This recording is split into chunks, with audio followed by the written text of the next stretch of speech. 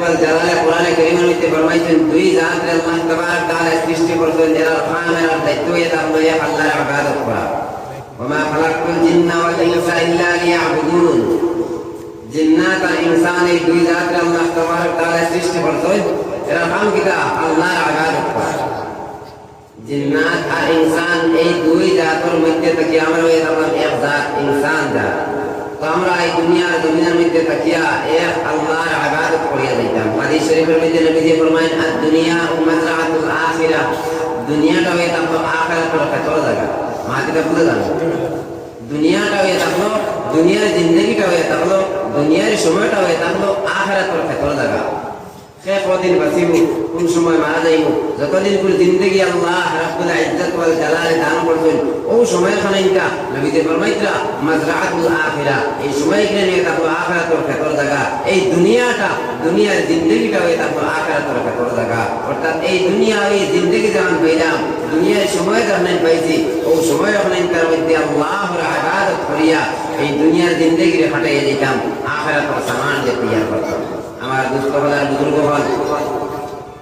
আল্লাহর ইবাদত করতাম আল্লাহ তাবারক তাআলা আমরা একটা মডেল দান করছেন আল্লাহ তাবারক তাআলা আমরা একটা নবী দান করছেন আপনি আমি আল্লাহ তাবারক তাআলার ইবাদত করতাম কিনা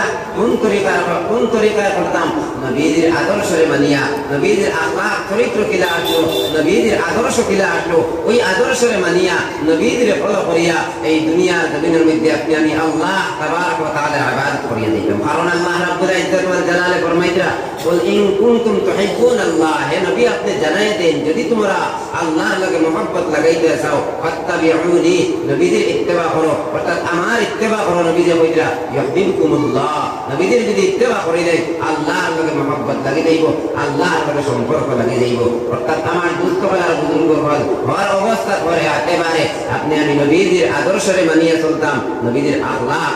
চলিয়া মানিয়া চলিয়া আপনি আমি জিন্দগিটা গুজারিয়া যাইতাম দুস্থ হওয়ার বুজুর্গ হল কোরআনে কারীমের মধ্যে আল্লাহ তাবারক তাআলা নবীর আদর্শরে বয়ান করিয়া দিয়েছেন যে নবীর মধ্যে একটা উত্তম আদর্শ আমি শুরুতে আপনারা সামনে যে কোরআনে কারীমের আয়াতে কারীমার তিলাওয়াত করছি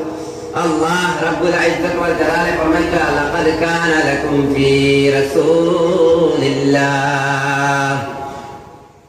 লাকাদ কানা লাকুম ফি রাসূলিল্লাহি